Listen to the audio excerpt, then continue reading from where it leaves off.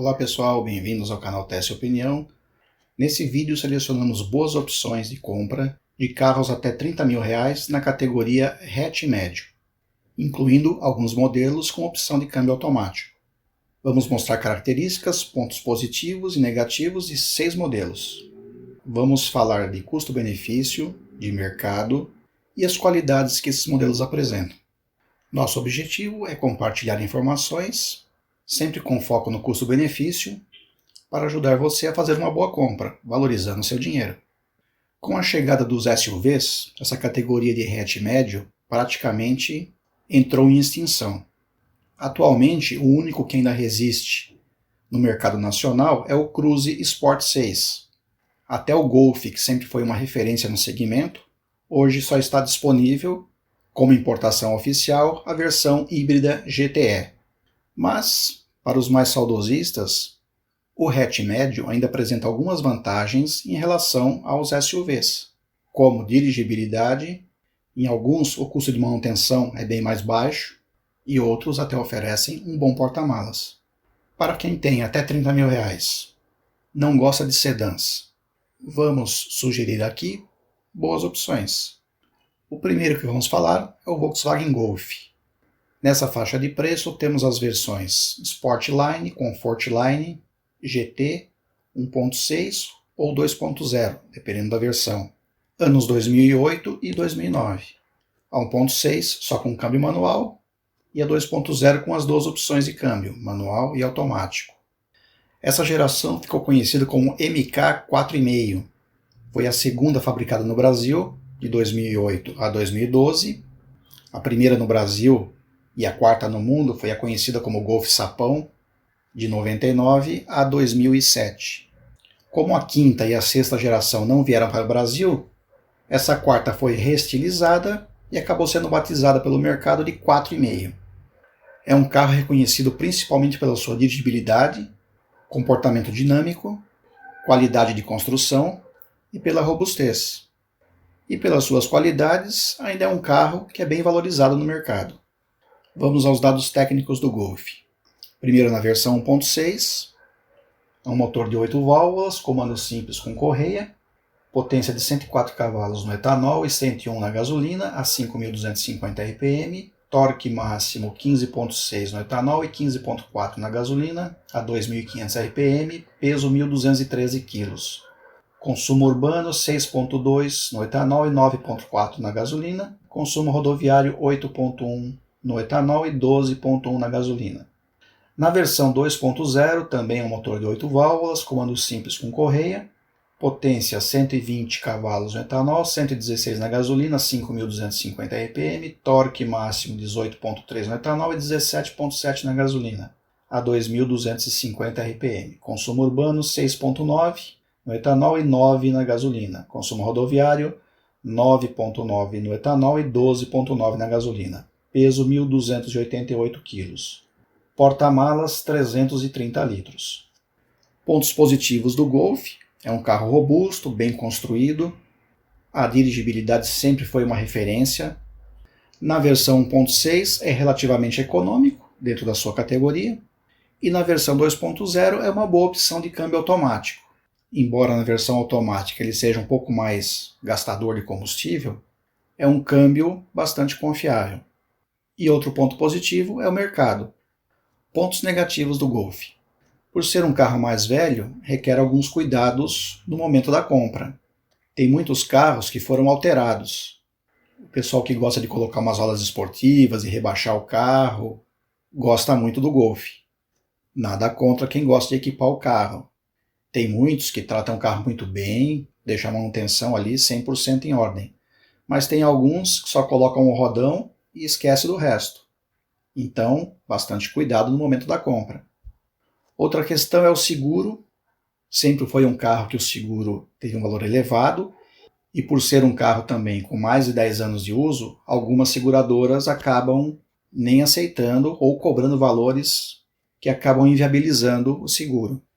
Então, se sua intenção é fazer seguro, consulte antes, na sua região, de acordo com o seu perfil, para saber se é viável ou não. Outro ponto negativo é o espaço no banco traseiro, que por ser um médio, o seu espaço não é dos melhores. E algumas peças específicas também são um pouco caras. No geral, a mecânica dele não é tão cara, mas algumas peças de acabamento acabam sendo um pouco caras. Defeitos recorrentes que o Golf pode apresentar. Apesar de ser um carro bastante confiável e de ter uma mecânica robusta, existem alguns pequenos problemas que podem acontecer. Todo carro apresenta alguns tipos de defeito, e o Golf não é exceção. Entre os defeitos recorrentes que ele pode apresentar estão o desgaste prematuro dos rolamentos traseiros, bucha de barra estabilizadora, perda de eficiência no ar-condicionado, suporte do compressor do ar-condicionado, também tem bastante relato de quebras, barulho nos tuchos do motor EA111, motor 1.6, e uma certa fragilidade no acabamento de alguns botões do painel, que acabam se desgastando com facilidade. O segundo da nossa lista é o Hyundai i30. Essa faixa de preço, estamos falando da versão GLS, anos 2010 a 2012. É um carro que foi importado da Coreia, de 2009 a 2012. Essa geração foi um sucesso de vendas porque tinha um excelente custo-benefício. Veio uma nova geração para o Brasil em 2013, onde ele foi reestilizado, aquele que era parecido com o HB20 bombado, mas ele veio com motor 1.6, que foi considerado fraco para o modelo, e numa faixa de preço mais elevada. Posteriormente, ele passou a ter o motor 1.8, mas devido à faixa de preço, ele não teve o mesmo sucesso da primeira geração.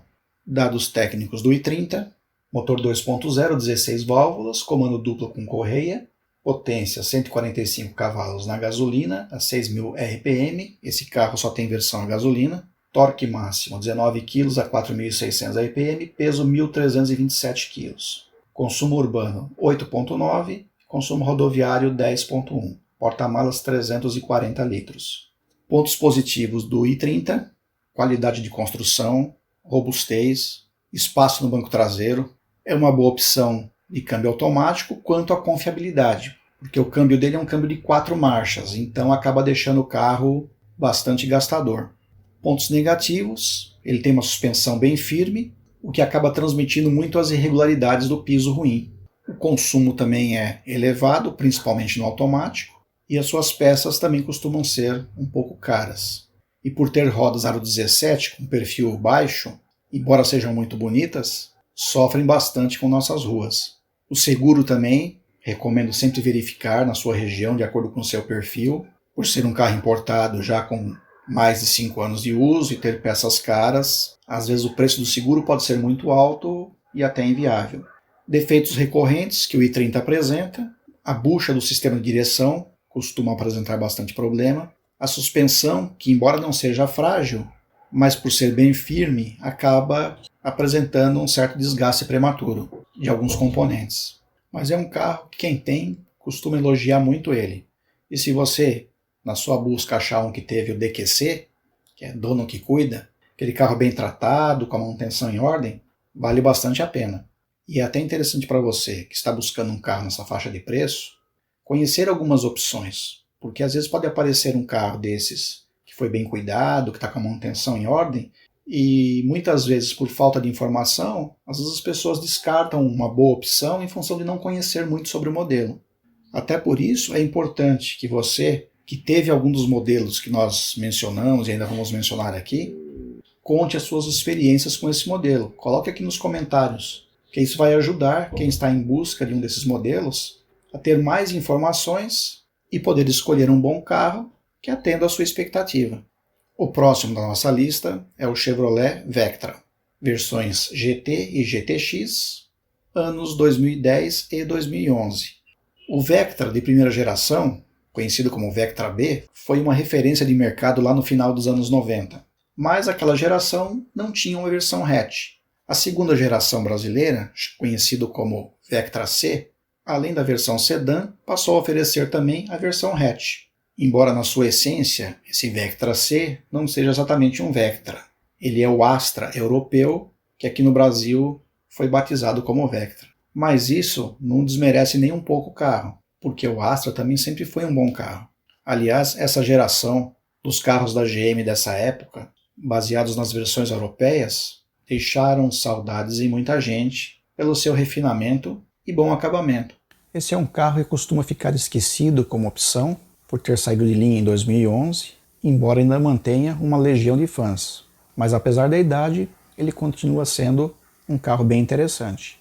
Dados técnicos do Vectra: motor 2.0, 8 válvulas, comando simples com correia, potência 140 cavalos no etanol, 133 na gasolina, 5.600 RPM, torque máximo 19.7 no etanol e 18.9 na gasolina, 2.600 RPM, peso 1.345 kg, consumo urbano 5.4 no etanol e 7.9 na gasolina, consumo rodoviário 6.8 no etanol e 10.4 na gasolina, porta-malas 345 litros. Pontos positivos do Vectra: é um carro robusto, um carro confiável, a sua manutenção geral é barata, considerando a categoria, um carro confortável, é uma boa opção de câmbio automático, apesar de 4 marchas, é um câmbio confiável, porém deixa o carro bem gastador. Pontos negativos: é um carro que já está fora de linha há 9 anos, pode começar a ter alguma dificuldade de peças, principalmente de acabamento. Na mecânica não, porque ele compartilha peças com diversos modelos da GM que ficaram muitos anos em produção, então não deve ter dificuldade de peças. Mas algumas peças de acabamento pode ter algum tipo de dificuldade. E outro ponto negativo é o consumo. Ele é um carro que apresenta um consumo elevado e na versão automática ainda mais. Defeitos recorrentes: na versão manual, esse motor de 140 cavalos acaba apresentando um desgaste prematuro de embreagem, buchas de suspensão traseira e aquele famoso vazamento na tampa de válvulas dos motores da GM. Mas esse é um pouco mais fácil e barato de resolver. É comum também alguns pequenos probleminhas elétricos, mas nada muito crítico.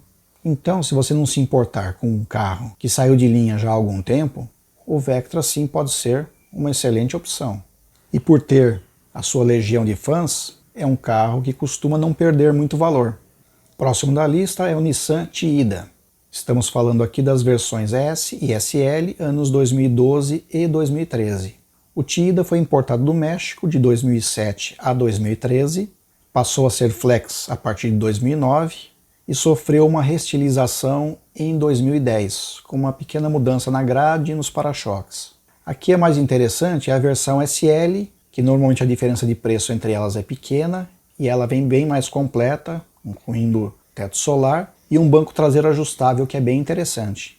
Dados técnicos do Nissan Tiida: motor 1.8, 16 válvulas, comando duplo com corrente. Aqui é interessante porque o sistema de corrente requer menos manutenção do que o sistema convencional de correia dentada. Normalmente um sistema de corrente é projetado para durar mais de 200 mil quilômetros. Ao passo que a correia dentada você tem uma manutenção normalmente em média a cada 60 mil quilômetros. Potência 126 cavalos no etanol e 125 na gasolina, 5.200 RPM, torque máximo 17,5 no etanol e 17,5 na gasolina, 4.800 RPM, peso 1.260 kg. Consumo urbano 6.9 no etanol, 10.2 na gasolina, consumo rodoviário 9.1 no etanol e 12.9 na gasolina, porta-malas 289 litros. Pontos positivos do Tiida: também é um carro robusto, um carro confiável, uma marca japonesa, o espaço no seu banco traseiro é bem generoso, é uma boa opção de câmbio automático, embora também somente com 4 marchas, é um câmbio bem confiável. A versão manual oferece um câmbio de 6 marchas, e na versão manual ele acaba sendo mais econômico. Pontos negativos: o porta-malas, dos que nós mencionamos aqui é o que tem o menor porta-malas, porém a versão SL tem um banco traseiro ajustável. Ele tem um sistema de trilhos, onde você pode deslocar aumentando o tamanho do porta-malas, diminuindo um pouco o espaço para os passageiros. Então pode ser uma versatilidade aí interessante. Mas esse item só está disponível na versão SL. O consumo na versão automática não é dos melhores. Outro ponto negativo são os preços de peças. Peças específicas do Nissan costumam ser relativamente caras. Isso acaba impactando um pouco também em preço de seguro. Também por ser um importado com mais de 5 anos de uso, pode ter dificuldade de seguro com algumas companhias ou ter um preço muito elevado. Então, vale aquela questão: consulte antes para não ter surpresas. Outro ponto negativo: ele é um carro relativamente baixo, principalmente na frente, então ele costuma raspar com facilidade em valetas, em rampas. Defeitos recorrentes: coxim de motor e a suspensão, que também sofre um pouco com as nossas ruas mal conservadas. Aqui até uma observação. Para quem compra um carro importado já com alguns anos de uso, normalmente peças em concessionárias são bem caras, que é o caso da Nissan que eu mencionei aqui. Porém, hoje existe uma grande facilidade de buscar peças na internet com preços mais acessíveis. A questão é que você, numa situação dessa, tem que deixar seu carro parado até você encomendar uma peça. Pense nesse detalhe antes de fazer a sua opção. Se você é uma pessoa que depende do carro no dia a dia, às vezes vale mais a pena optar por modelos que tenham uma manutenção mais fácil. O próximo da nossa lista é o Ford Focus. Aqui estamos falando das versões GLX, Ghia ou Titanium, dependendo do ano, com motores 1.6 e 2.0, anos 2012 e 2013. É um carro que nas suas versões top de linha são bem equipados, também tem uma dirigibilidade excelente, sempre foi uma referência, inclusive mundialmente, junto com o Golf, sempre foi Golf e Focus, duas referências de médios com boa dirigibilidade. Essa foi a segunda geração aqui no Brasil, importada da Argentina, a partir do ano de 2009, e ficou conhecida como MK2,5, porque a geração 3 acabou não vindo também para o Brasil. E ele passou a ter motor flex a partir de 2011. Em 2014, foi lançada uma nova geração que ficou em linha até 2019. Dados técnicos do Ford Focus, primeiro na versão 1.6, é um motor 16 válvulas, comando duplo com correia, potência 115,6 cavalos no etanol e 109,3 na gasolina, 5.500 RPM, torque máximo 16,3 no etanol e 15,4 na gasolina, a 4.250 RPM, peso 1.290 kg. Consumo urbano 6,5 no etanol e 9,7 na gasolina, consumo rodoviário 8,7 no etanol e 12,9 na gasolina. A versão 1.6 tem somente a opção do câmbio manual. Na versão 2.0 é um motor 16 válvulas, comando duplo com corrente, também menos manutenção, potência 148 cavalos no etanol e 143 na gasolina, 6.250 RPM, torque máximo 19,5 no etanol e 18,8 na gasolina, a 5.250 RPM, peso 1.347 kg. Consumo urbano 5,7 no etanol e 8,6 na gasolina, consumo rodoviário 7,8 no etanol e 11,3 na gasolina. Porta-malas 328 litros. Pontos positivos do Focus, como já dissemos, a dirigibilidade. O design também é um carro que a maioria das pessoas acha interessante. Na versão 2.0 ele tem a opção do câmbio automático, porém o automático dele a gente tem aqui algumas ressalvas, já falo sobre elas. Outro ponto positivo são os itens de série, as versões top vêm bem equipadas. Pontos negativos, o mercado não é dos melhores, o espaço no banco traseiro também, para um carro médio, também não é dos maiores.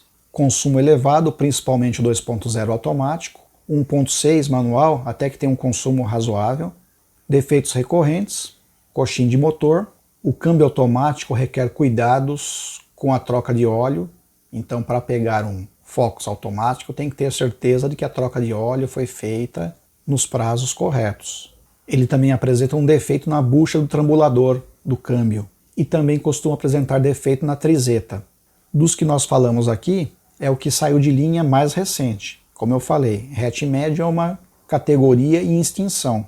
E na geração seguinte a essa que nós sugerimos, a que saiu em 2014, também é um carro excelente, porém fuja do câmbio Power Shift, o automatizado dele. Às vezes pode até aparecer um 2014 com um preço interessante, com essa versão de câmbio, mas é um câmbio bastante problemático e muito rejeitado pelo mercado. Até o 2013 é um câmbio automático convencional com conversor de torque, embora de 4 marchas e com algumas ressalvas, é um câmbio razoável.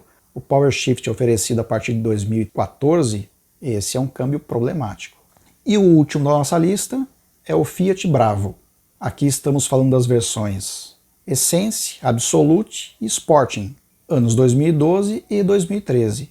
O Bravo substituiu o estilo em 2010 e ficou em linha até 2016. Agora aqui no Bravo, uma ressalva. Só recomendo com câmbio manual. A versão Dualogic, que é um câmbio automatizado, também é um câmbio que costuma apresentar problemas, tem um custo de manutenção elevado e é bastante rejeitado pelo mercado. Então, fuja do câmbio Dualogic.